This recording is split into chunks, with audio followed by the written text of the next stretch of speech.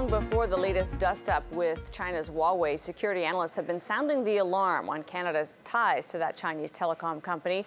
Some countries, including the U.S., New Zealand, and Australia, have gone as far as to officially ban Huawei from providing the equipment that will build out their next-generation telecom networks. The concern is espionage. Now, so far, Canada says it's still reviewing what its relationship with Huawei will be in the 5G build-out, although some of our own top security experts have warned, not naming Huawei by name, but about state espionage. The concern is giving Beijing backdoor access to data about Canadians, and that crosses our networks. Daniel Tobok is CEO of Cytelligence. Great to have you here. Thanks for having me. So what is the real concern here? I mean, I know at the highest level, it's that you could have listening devices, interceptors, I guess, if I want to put it crudely, that a state entity is interfering on our network. Is it that simple? Is it just if they build it, they can spy on us? Basically, by supplying their infrastructure, one of the articles in the China legislation under National Security Guide says under Article 7 that if there is any requirement by the government to access data of a private company, they can do that at any time. The problem with Huawei building this infrastructure, and I think they're a great company and great technologies, but they're in a particular geographic location that data does flow through their servers and infrastructure, and simply put, somebody is able to have access to that.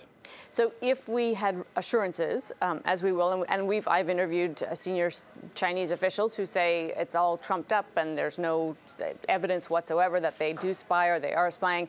If we get assurances, is that enough, or is that silly? I think if we get the right assurances and the right things in place to be able to provide actual proof that there is no capability to access that particular data, I think we will be more easier from a Canadian national security perspective. Unfortunately, the way it's built right now, it's almost giving assurance on a piece of paper, but there's no proof that that capability does not exist. There's also no particular proof that China has done that through that current infrastructure. So there's a little bit of speculation, there's a little bit of an assumption, but I think everybody are getting a little worried of what happens when the 5G network goes live and it's fully built and supported by Huawei.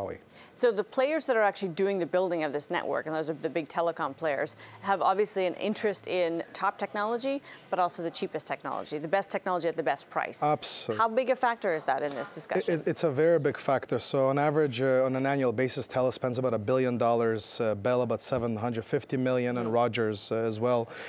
So there's a race to have the right product and the right pricing for consumers. Huawei have proved to have superior technology and great pricing that can be translated to consumers. As consumers, we always want the best quality for the lowest amount of money. The telcos are trying and scrambling to do that. I always ask, just at what price? And that network obviously is hugely important. Is there a worry that if we let something in, there's no way to reverse it? In other words, at the moment, the impression I've had from security experts is that with 4G, we're able to monitor, we're able to sort of stay on top of it. Is there something different about 5G that would make that impossible? Unfortunately, with 5G, which will be the 5th generation of internet and data, there's really no going back. Once you build it, we will rely on the infrastructure that is supplied. There's also support that is required. And I'm talking about this could be 5, 10, 15-year type contracts. So it's impossible for somebody just to take over the support of the infrastructure. We will rely on the partners that are providing the software and the hardware to build this out. So one thing that the last decade or so, over time, has been clear is that there is state espionage by every country, on every country. So there are no lily white actors here. We all engage in this at some level with one another.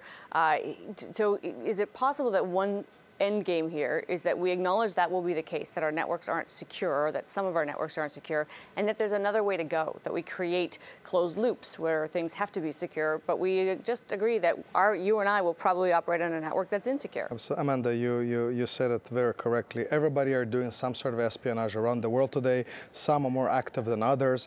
The unfortunate part, we have to come to a point that I feel this is a maturity point in our society where we're going to have to put some perimeters around where the espionage stops, right? Does it stop at the government level, at the business level, at the consumer level? We got to have a global agreement and a pact to say, hey, you guys play here, we play over here, and have a friendly agreement. Unfortunately, today, because of what I call technology has matured a lot faster than most of our knowledge in the marketplace, it's moving way too fast. There's just a lot of access to data that we as consumers, we as businesses do not necessarily understand yet. Have we been paying enough attention, so distracted have we been by this state-controlled company, which for all of its flaws is controlled? I mean, it is whatever happens, it's actually within the hands of a very solid central government. Have we been paying enough attention to the risks 5G runs from hackers, from just the very clever people around the world who make it their business to infiltrate networks? Absolutely. So no network is impossible to actually compromise and get in. 5G, I think, is going to bring a new growth of more incidents and more compromises, because 5G in its nature and its pillar is about bringing internet to everything, from devices to homes to cars and so on, to plants, right? I've seen plants that water themselves by ringing a little bell for you. So we will have more compromise, we'll have more problems. Hackers today have become, this has become a very active and lucrative business enterprises for them. So we're going to see an increase, unfortunately, in compromises and breaches of major and small systems.